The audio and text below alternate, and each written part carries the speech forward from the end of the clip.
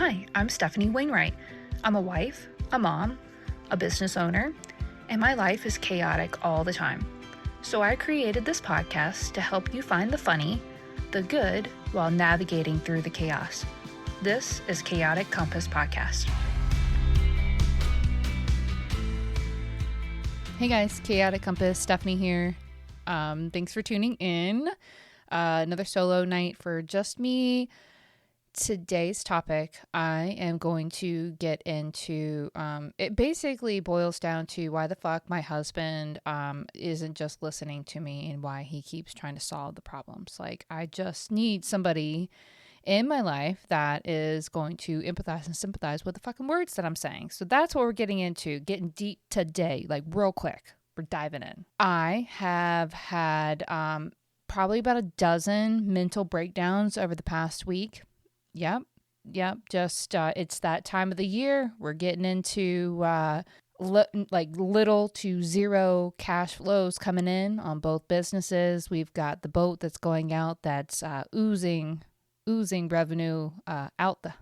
No, isn't it oozing revenue? It's oozing expenditures out the door, out the yin yang, and I'm constantly fighting with my husband to get to see that, to get him to acknowledge that, to get to him to just hear what I'm saying. And so we are diving into why the fuck my husband isn't listening to me. Why the fuck is my husband not listening to me? Okay, so let's go. Tonight, I'm doing, because it's been so warm, it's not really like, I don't think it got above 70 degrees today, but it's been warm. And so I have already switched over. So in the wintertime, we drink rum and cokes. And in the summertime, we drink vodka and tonic. And my husband's still drinking rum and coke, but I want the summer to be here. I want to stop complaining about the cold winter air and start complaining about the hot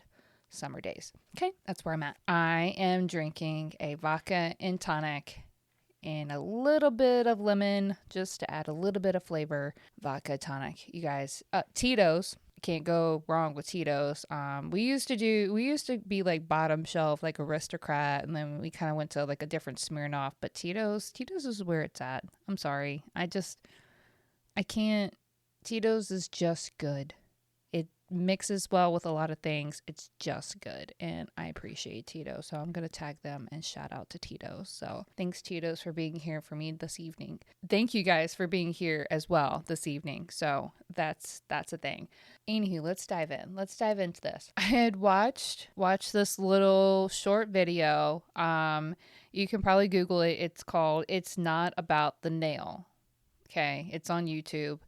So there's this couple, they're sitting on a table. I don't know if they're husband and wife or boyfriend or girlfriend, but a man and woman are sitting at a table, or they're sitting on a couch. And the woman clearly has a massive nail embedded in her skull. And she's trying to talk to her significant other about, hey, I've got, all of these feelings, and he's like, yeah, so what you need to do is you need to take that nail and remove it from your skull, and you would probably feel a hell of. And she's like interrupting him. No, if you could just listen to me, just hear me out, just stop. And you always want to fix things. I swear to God, like this. That video is literally me and Ryan on repeat all the time. All the fucking time. Like, if you could just listen to me, it's not about removing the nail. Yeah, it probably would solve all of my problems, but it's not about, I just need for you to empathize and sympathize with the condition that I'm in. I just need you to hear me about where I'm at. I just need you to understand. And he just can't understand. He just doesn't get it. He's not a empathetic and sympathetic dude. He just can't do that. For me, I feel the feelings of the squirrel that I just ran over in my car. Like, I felt that.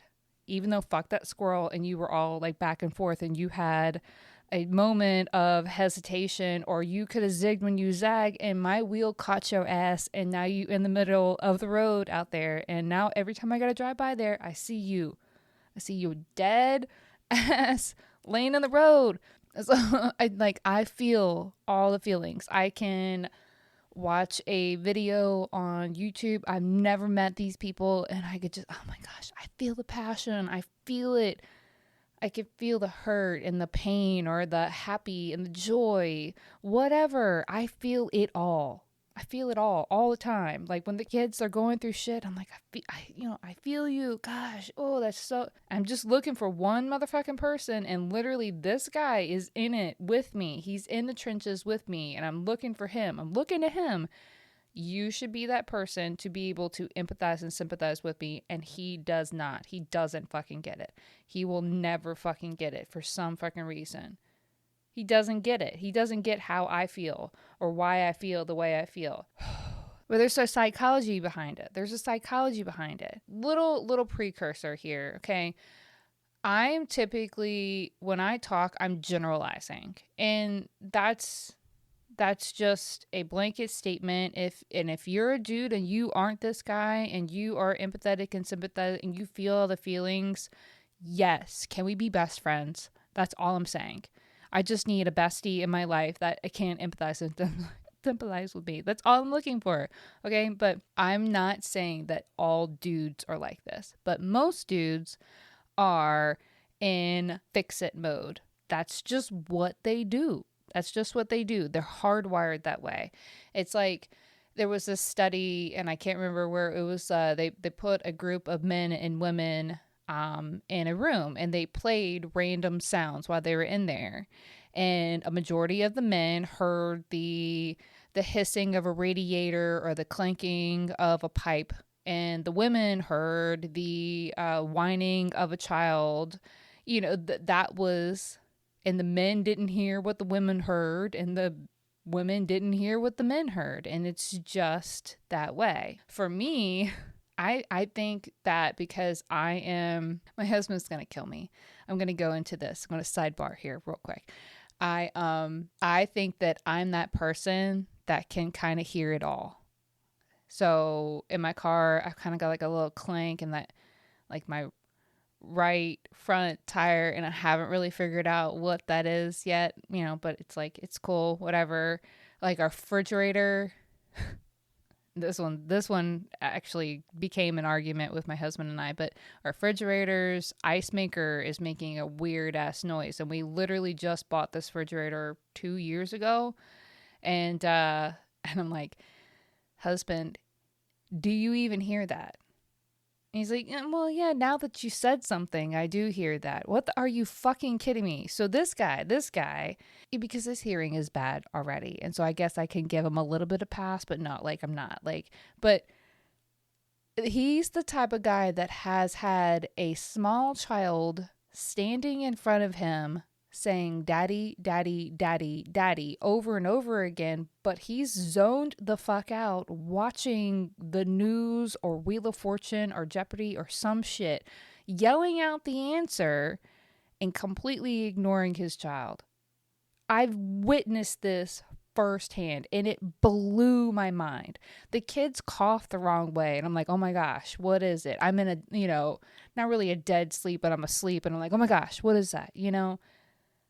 I'm that person. I'm always hypersensitive to this shit and I can't fucking turn it off. And I really wish that I had his lifestyle. And that was the word that popped in my head, but it's not a lifestyle because we both have the same lifestyle. But I wish I had his mentality or whatever is in his brain, that he literally can just tune out everything and just get hyper focused on whatever. So tips this week include refrigerator being a fucking asshole, and we don't have the extended warranty, and I'm trying to avoid calling somebody, and I'm just trying to get him to look into this. I'm just trying to hey, you have more mechanical abilities than I do. Can you just take a look at it? And his response is, I'm not a appliance guy. Y'all, when I say I saw red, I'm not a fucking IT person, but guess who the fuck has to fix this computer or fix this fucking phone when motherfucking puts it on airplane mode and didn't realize it, or turns off his goddamn Wi-Fi and didn't realize it and soaks up every bit of our fucking data? Who the fuck fixes when my parents can't log into their fucking, or when they can't log into my Netflix or get into their Roku or hook up their Roku for that matter? Guess who the fuck is that person? Me. Hi. I'm the problem solver. It's me. I get dubbed that fucking person. Do I enjoy anything to do with fucking IT? I don't want to be that person. I just want to live my life. And when everybody's like, oh my gosh, I got a problem with my Android, I'm over here like, no, definitely not me. No, I've got healthy boundaries, and I know that I'm not going to fuck around with an Android, okay? I have an iPhone. I know that. I'm not going to try to fucking figure out your shit. I will call my daughter. She's the Android queen in this household. I don't understand where his brain came in and instantly thought that that was something good to say. He's saying he's not an appliance repair person, and so I saw red and I was like, fuck you, and I'll fucking figure it out. Just like everything else in this fucking house, I went off the deep end. This household would never stand up if it wasn't for me, like, it's like I'm beyond stressed with where we're at, just trying to, it's that time of the year. We're trying to get the boat out. We're trying to fix the boat. We're trying to get going.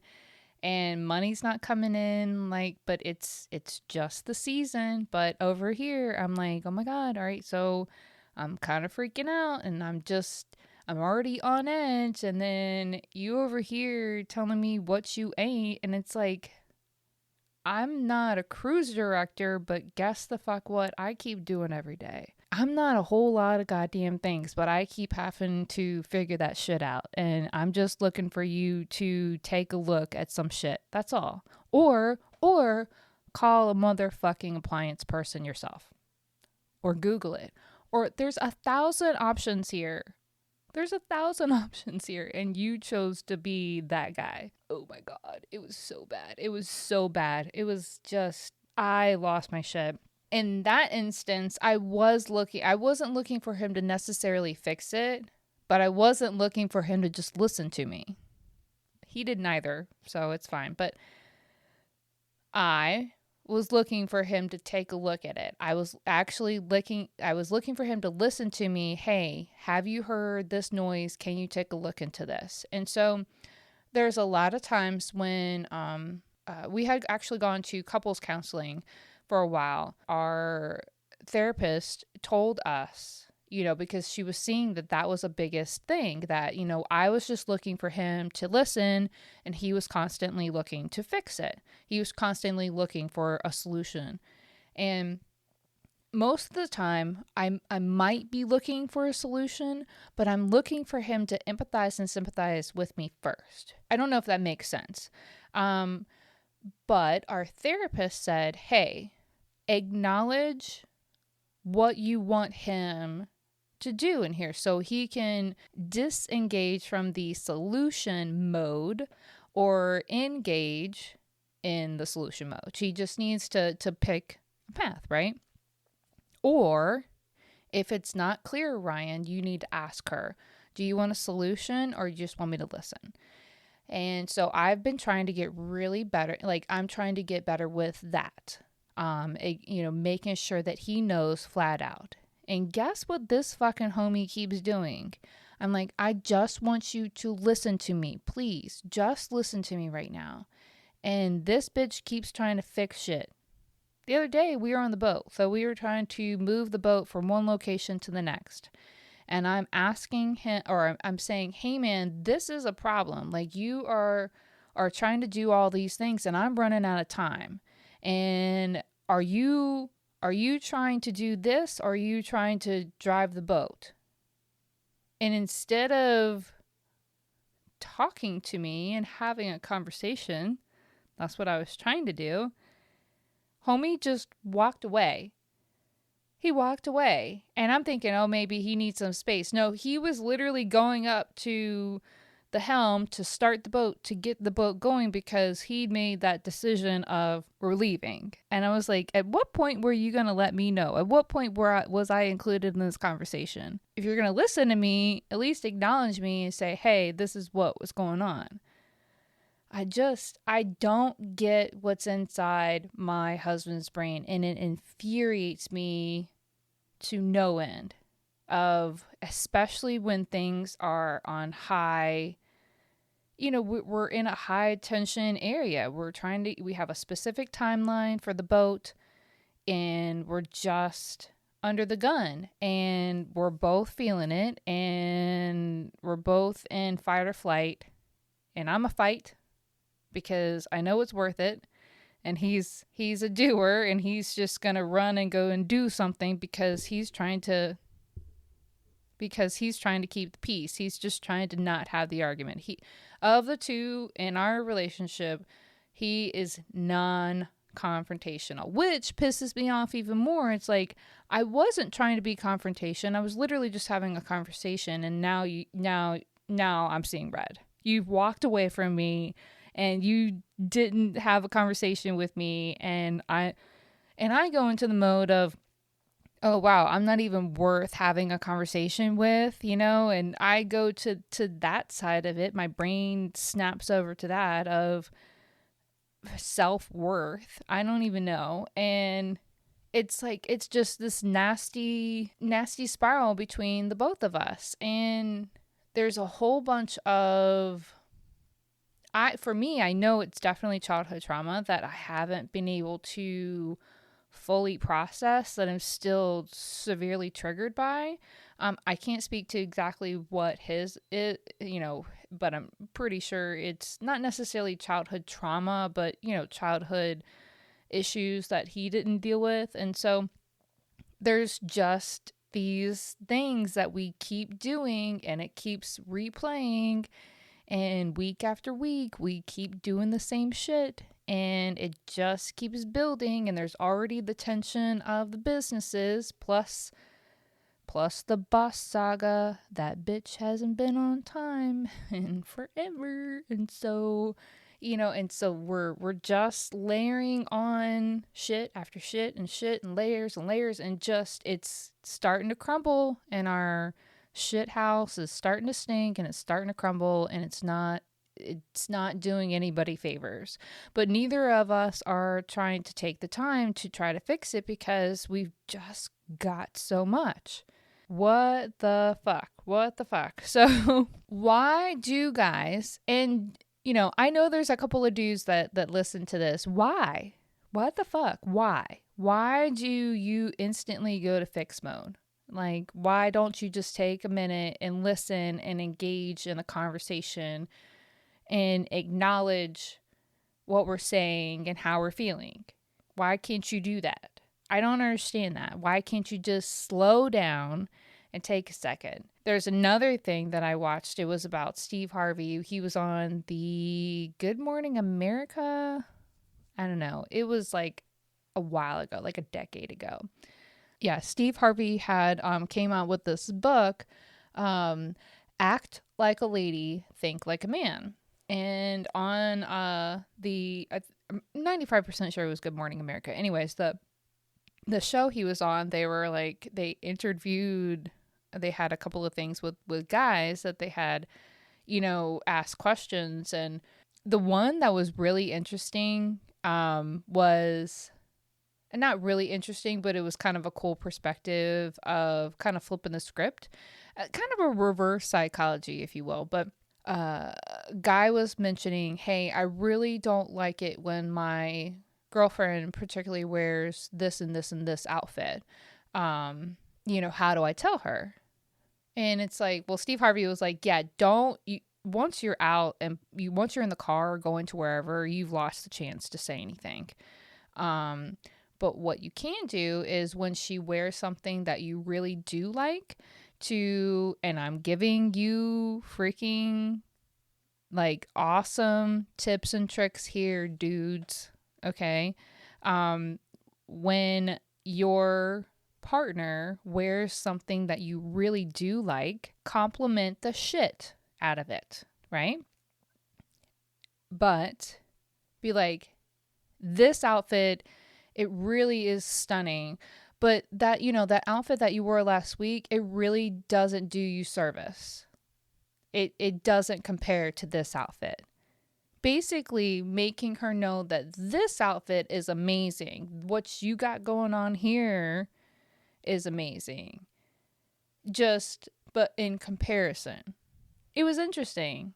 It was like, wow, I know my husband does not give a shit what I wear. He asks me more often than not of what he should wear. This guy. Only because he has no fashion sense whatsoever. And there's been a couple of times I'm like, that does not go together. And I need you to either change a shirt or change your pants. It's always like he has like an olive green pants and he keeps trying to wear blue shirts with it. And it clashes. Anywho, I talk to my husband about what he wears more often than what I wear. The other couple of things that Steve Harvey had mentioned as far as why men do what they do, they aren't afraid of their spouse. It's not a cowardly thing. They are afraid of the reaction. And I know this is for sure because I have gotten better over the years, but there are a lot of times where it's taken me a while to get to this point, but once I get to that point, I have a hell of a time and it's irrational and you can't have a conversation in a rational state. And I'm mature enough to know that. 25-year-old Stefanie had no fucking clue. And she was still trying to have a conversation when she's seeing red. And so the other thing is that they are trying to keep the peace. They're trying to keep in and a lot of times, which is what my husband is doing, is ignoring it. If I ignore it, it'll go away, right? And that's not me. If I've taken the time to explain to you why I'm upset, right? I've given you the why and I've explained my feelings. All I'm asking is for you to value the words because that is my fucking love language. And I need you to come back to me and say, ooh, shit, sis, I hear you saying this, this, and this. And let's talk more about that. That's sexy as hell for me. That's sexy as hell. If you could dive deeper into where I'm at and be actually genuinely concerned, damn it. Like, that's good. That's good shit. That's all of it in a nutshell. I don't really feel 100% better, but I hope that I can resonate with you, letting you know that you are not alone in little tiffs or the big arguments or the knockdown, drag out fights. I'm here. I'm a person. My husband and I fight a lot. We work together. We have 4 kids together, 2 businesses, and a partridge in a pear tree. Oh, and we live together with my mother and father. So I have a whole lot of reasons. I have a whole lot of shit. So I get it. So even if you have a percentage of that, I can relate to you. I feel you. You're not alone. So, recapping, when you're in a tiff and you're just trying to get your significant other to just listen to you, acknowledge that. Make sure that they know, I don't need for you to fix this. I don't need a resolution right now. I just need for you to hear me. Make sure that they know. Are you trying to get me to fix this or are you just trying to get me to listen to you? Ask the question. It doesn't make you a smaller person. It doesn't make you whatever connotation that you have around it. If you don't understand where the conversation is going of what you should engage as far as fixing or listening, ask or say it. It doesn't matter who says it or who asks it. Just make sure that that's out there. Know that men typically are hardwired to do this. And it takes a whole hell of a lot. It takes a whole hell of a lot to disengage from fix-it mode. So saying it is going to help them do that. Also, making sure that they know that you are aware that they are possibly afraid or intimidated of a reaction, or that they are trying to keep the peace, or make sure that they know that you are just trying to talk. It's literally just like laying it all out there. I don't know. I'm not like, these are tips and tricks from Steve Harvey. So whatever the reason, wherever it's going, I'm going to try these and see if I can get through to my husband. It might just be like, I might be sleeping on the couch for a few nights, or he might be sleeping on the couch for because I just need some fucking space, because if you're not going to talk to me or listen to me, then I don't want to sleep next to you, kind of thing. I know, extreme. It's fine. But that's it for this evening. I appreciate you guys for tuning in and listening to me navigate why my husband is always trying to fix it. Thanks for tuning in, and I hope you guys have a great night. Thanks, guys. Thanks for tuning in, guys. I appreciate all of your love and support. If you really loved today's episode, you should subscribe. And if you subscribe, then you get notifications of when my next episode launches. So another way to be super awesome would be to leave a rating and review, or recommend it to your friends and family. If you're wicked awesome, you've already done all three.